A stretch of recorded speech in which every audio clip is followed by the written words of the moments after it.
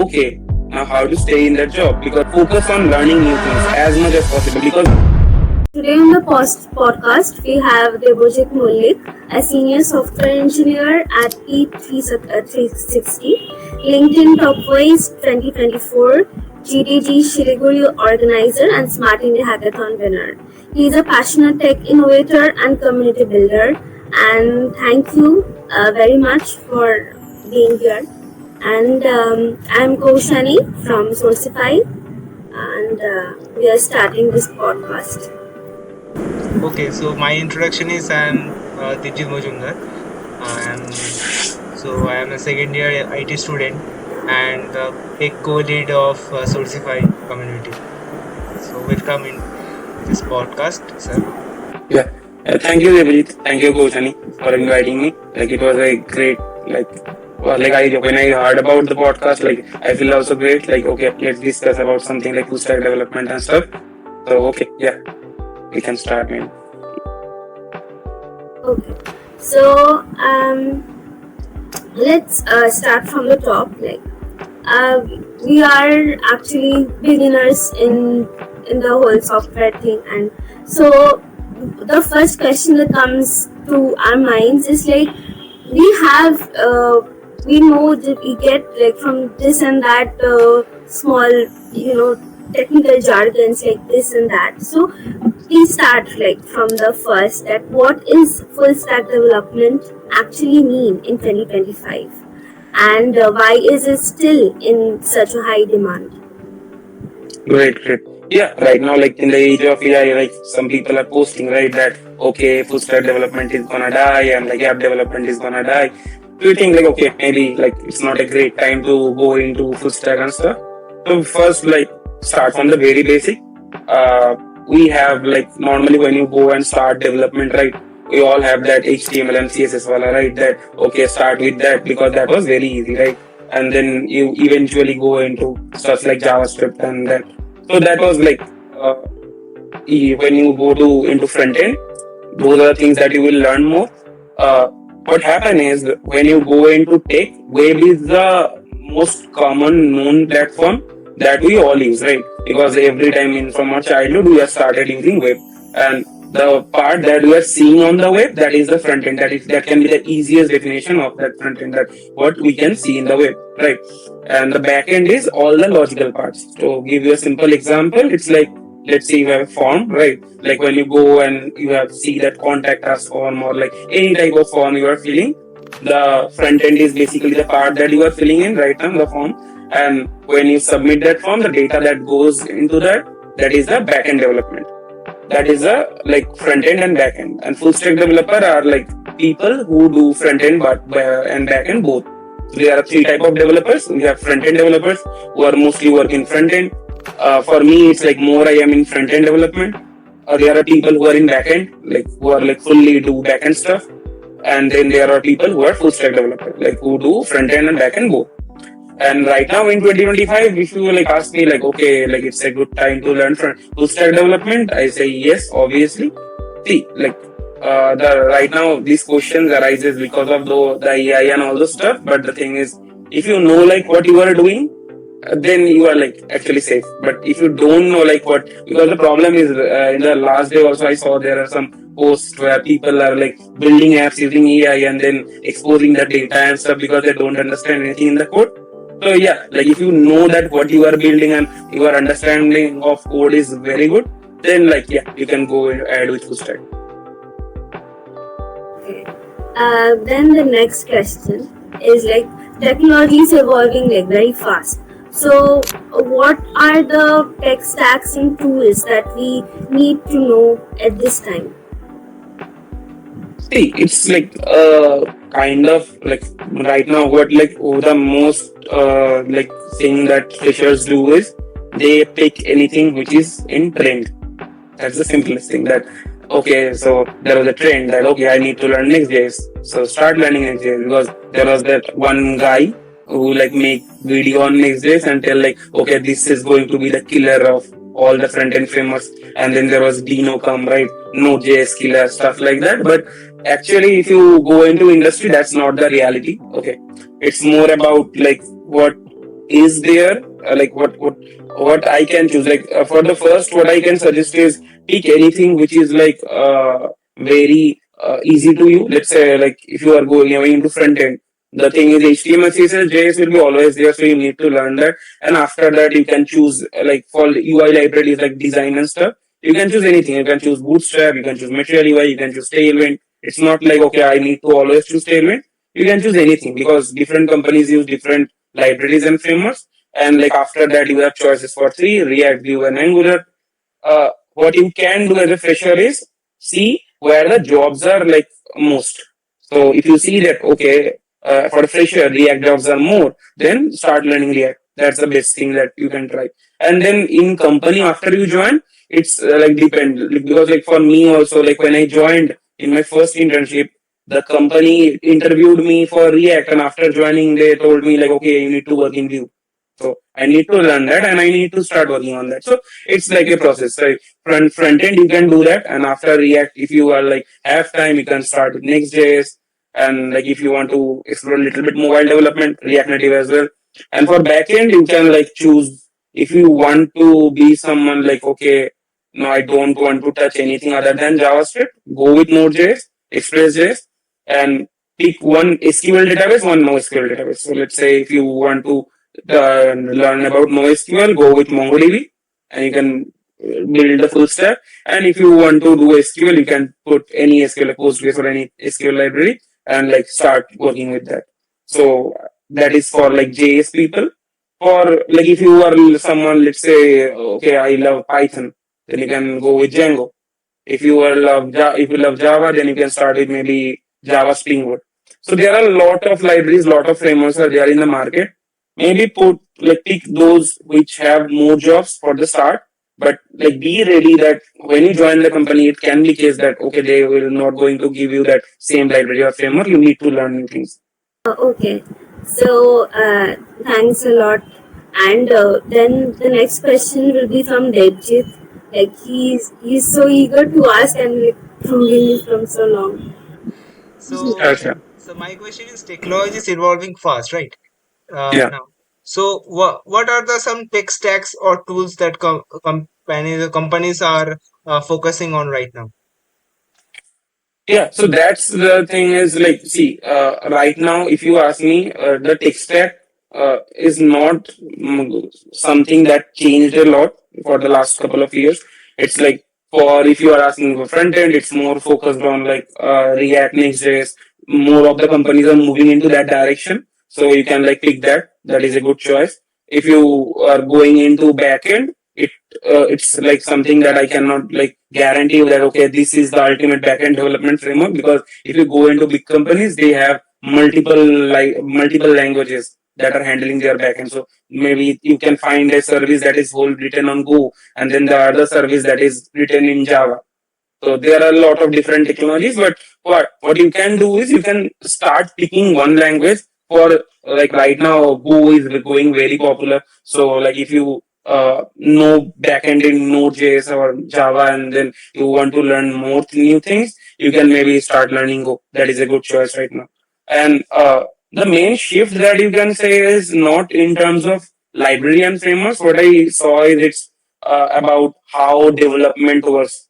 So previously, right, we all know, right now ChatGPT is there, we have Claude, we have Lovable and all those tools. So you thought maybe, okay, I can use them and build my whole project, and nobody is gonna understand, right? That okay, I take it from the AI.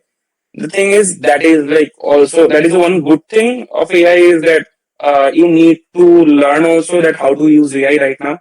Previously, that same thing that how we do Stack Overflow. Right now, you need to know how to use those AI tools, use those in your projects and every day. But the problematic part is most of the developers right now is that they stop thinking.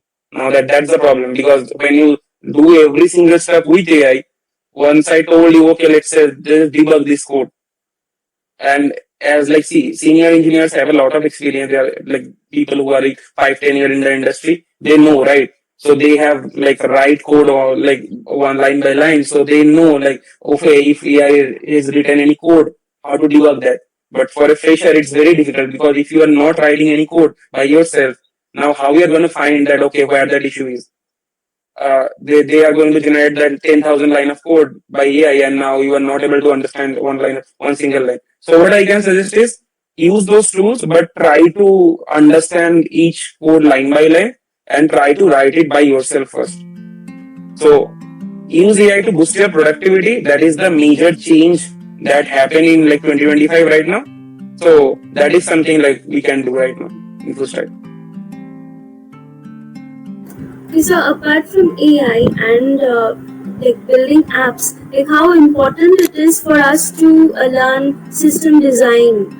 So can you please tell about it? Right now, like that is the thing. Like in the age of AI, that is the most important skill I think it will be gonna be, because like that is the part which is very difficult to be like build also using AI, because there is no, when you are into system design you will understand there is no right answer or wrong answer. So it's not like, okay, like I want to build a chat app and that should be the exact way that how WhatsApp implements a chat app, that should be the exact way. No, there are multiple companies other than that who uses different techniques, right? So in system design, there is no right or wrong answer, and that is the beauty of system design, and that's why everyone like right now should learn previously also, and the importance you will understand in the interview right now. Because previously, like when I also joined in from college to company, on that time that system design is only for SD2 or SD3 level engineers. Right now, even SD1s are asked system design,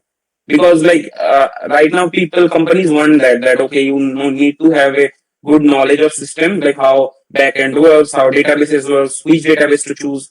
And the best thing that you can do when doing system design first is that ask the question why. Like let's say you are building a project using Node.js. Now ask a question why I need to choose Node.js. Why I cannot choose that other languages. Like because in reality in companies this thing doesn't work that okay, because I know JS, so Node.js will be easier, so I will just pick that up. That is not how like in actual industries work. So what they ask you is whenever you pick any of the technology or build any type of system, the only question will be why you build that system, why not other systems. So you need to have the points. And when you think about like that, like your system design interviews and like questions also will be very easier. So in 2025, system design is very important. Like anything, front end or back end, any system design, you need to learn that thoroughly. Okay, that is something very insightful. So, the next question is like, what is the like day-to-day life of a software engineer in his role looks like?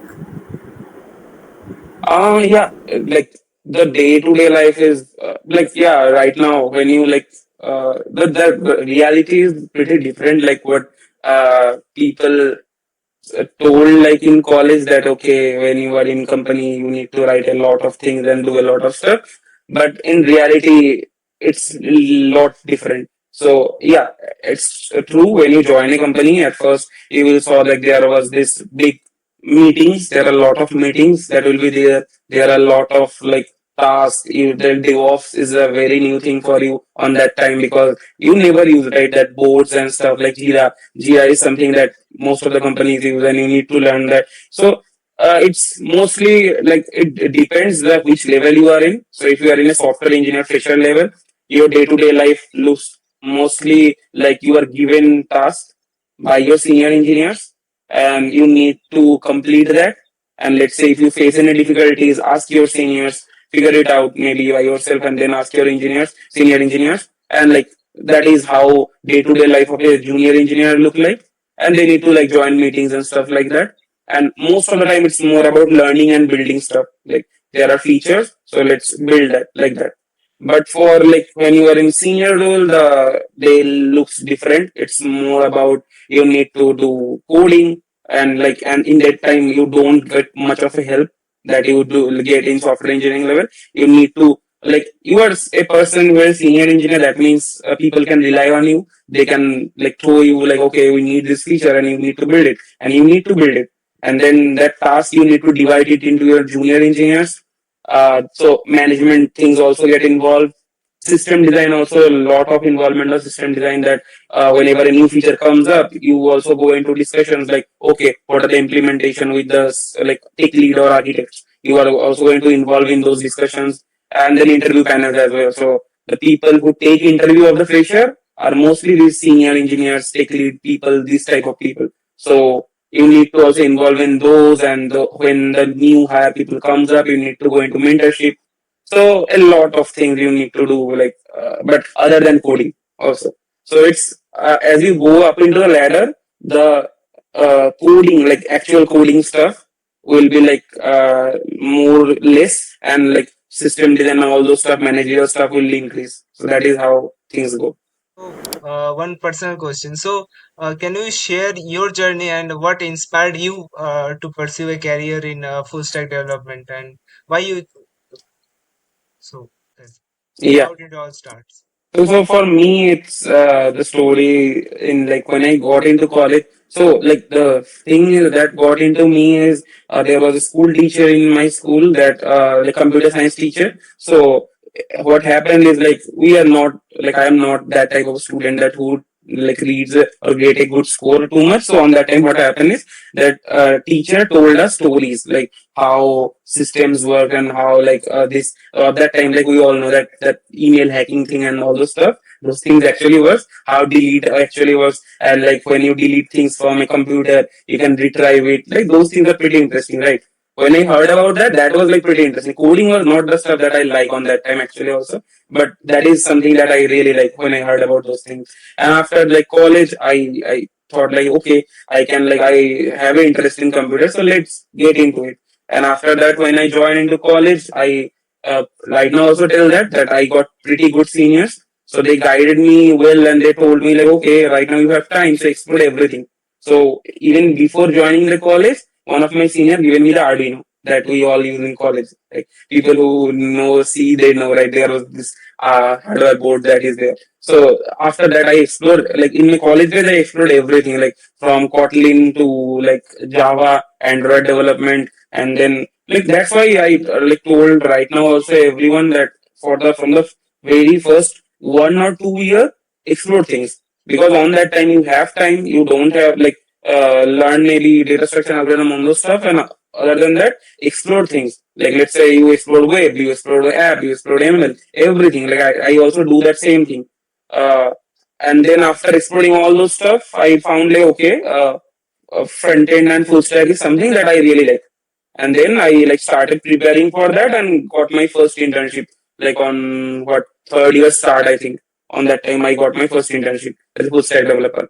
The after joined, like that was also a story that when they interviewed me on like JS and React, and after get into I got into Vue and TypeScript. So zero knowledge, and like I need to learn everything. And that time my manager was also pretty good, so like she taught me like, okay, how things work and stuff. And then after that I joined into another company. There also I have worked a lot into, most of the time I worked into front end there. And then after that I joined in my current company, that is right now I am here. And there I like have like 3 years, three different languages and frameworks. So it's like a pretty good journey for me right now. Yeah. So the next question will be from me. So for people who are job hunting right now, what are the hiring managers really looking for? Okay, yeah. So like you were like specifically for fresher you are asking, or like experienced people?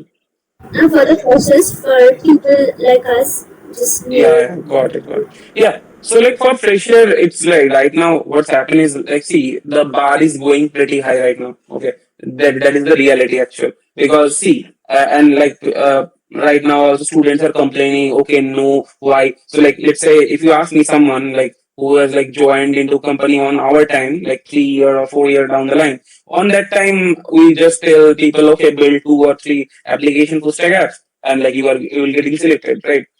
And the reason is on that time it's tough to build that. On that time we don't have chat GPT on those AI tools. You need to, let's say if you want to copy from a YouTube video, that video is 4 hour or 5 hour long. So you need to watch the whole video to understand that project, right? And right now, the tool with the tools you can like build it in second. Like last day also I am to like trying out a new tool.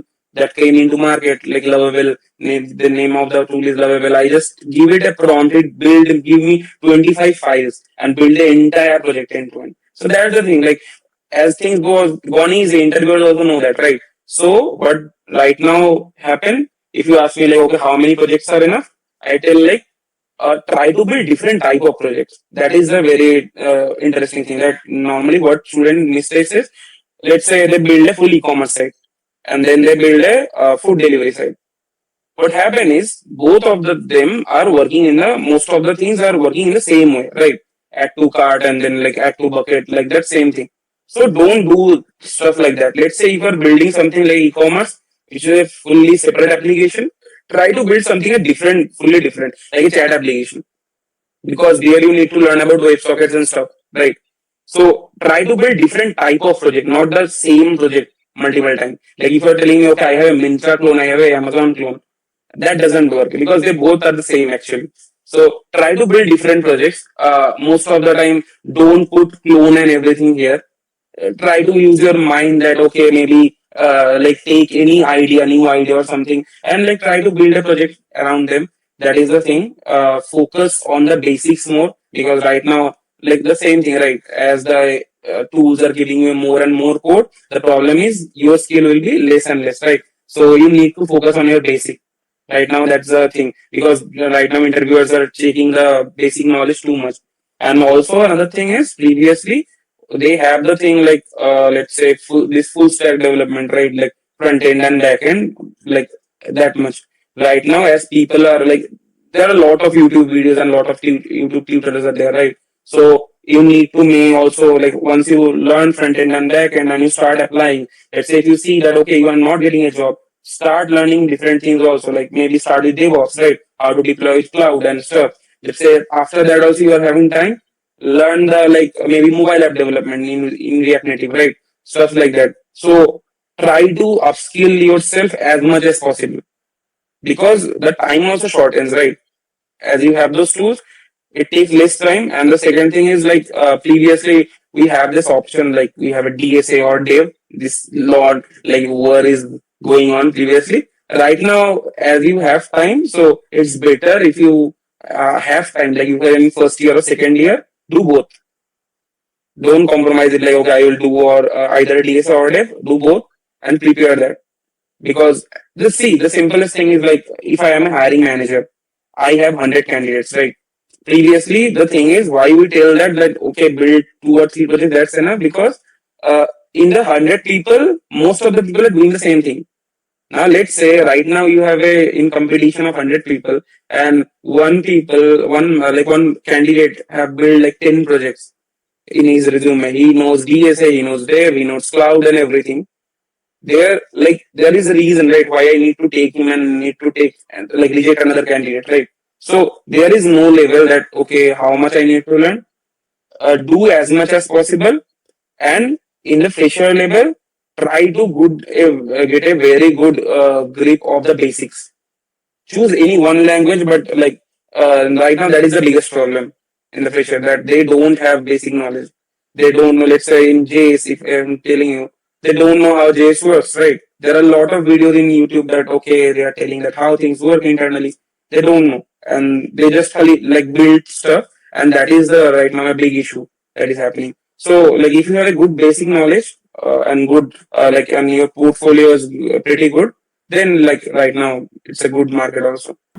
Okay, so this answers a lot of our queries. We are usually confused between whether we start developing or something, or we learn the basics and all. So it has been like a very much deep down, thorough, getting to know the fact from. So I go to Debjit. Debjit, do you wanna ask some more questions? Uh, okay, last I have a question that how can new developers stay competitive in job market? Just what they have the X point and key feature, key. So just So the thing is, first and foremost thing is like when you are in the market, job market. Now, because the like role changes, right? Normally, what happen is when you join a company, you need to that okay, I need to just crack that one interview and then I got a job, right? And that's done. Now the next step is okay. Now how to stay in that job because we now you need promotion and all the stuff, right? That will be like difficult thing. So what you need to do is first like add value to your company. Now how to add value? Simply, uh, like try to get into good projects that the company has. Even if you are like in a bad project, try to put as much value as possible. Okay. In the first initial year, focus on learning new things as much as possible because that are the time when you need to grind like and it's good okay like because you will learn a lot of stuff. The people who learn at the very first like in the later point of time it will be easier for them okay because they don't need to learn a lot of things. But in software engineering when you enroll you need to think about the thing that okay I have enrolled into this job now. Like even if my like in my like I had conversation with many senior engineers and they had like experience of 10 year and 12 year and they told me like okay even they are every day wake up and like maybe study for 1 to 2 hours. That's the life that you are enrolling. So you need to have that thing that okay, I will learn new things every single day. Uh, Try to explore new technologies. That is something that will like make you apart from most of the engineers. Most of the engineers in the market that they have that thing that they don't learn new things. Like let's say like they learned a 5 year old PHP and stuff, and they are in that age. But the problem is companies are evolving and market is evolving. Any new day that company plans to change their tech stack and stuff, you will be obsolete anyhow, right? So it's better whenever you in the market, maybe if you are want to stick into one technology, go pretty in depth in that so that like there is no one that gonna replace you. And the second thing is, uh, if possible, try to explore new things, new technologies, new stuff, and like you can do a lot of way to upskilling because I also do a lot of things. You can like in college life also you can like enroll in hackathons that will make you apart from others. You can do open source contribution. You can do competitive programming. There are a lot of stuff you can do in college life also like because you need to stand out right. If you want to like want like people will select you, you need to stand out so you can do those stuff. Other than that, what you can do is you can go into events. That is a pretty good thing. If you are in Bangalore and all those big tech cities, every like weekend they have a big event for any like any of the technologies, and the speakers are like from big companies, big tech startups, and people like that. So you can go there, you can network with them, you can learn new things, and yeah, networking is something that is very important. Like without that, like with networking, you can like push your career a lot. So that is something that you can do. Okay.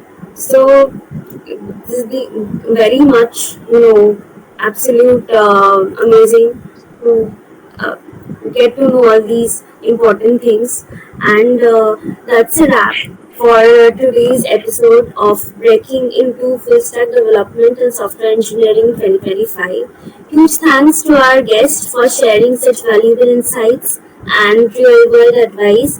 Whether you're just getting started or leveling up your dev journey, we hope this conversation gave you clarity, confidence, and a little inspiration. Thank you so much. Um, Yeah, it was a great time like having a conversation with Debajit and Kaushani, both of you. Thanks. I think like people will maybe find some like insight with that talk. Yeah, sure. Thank you. thank you.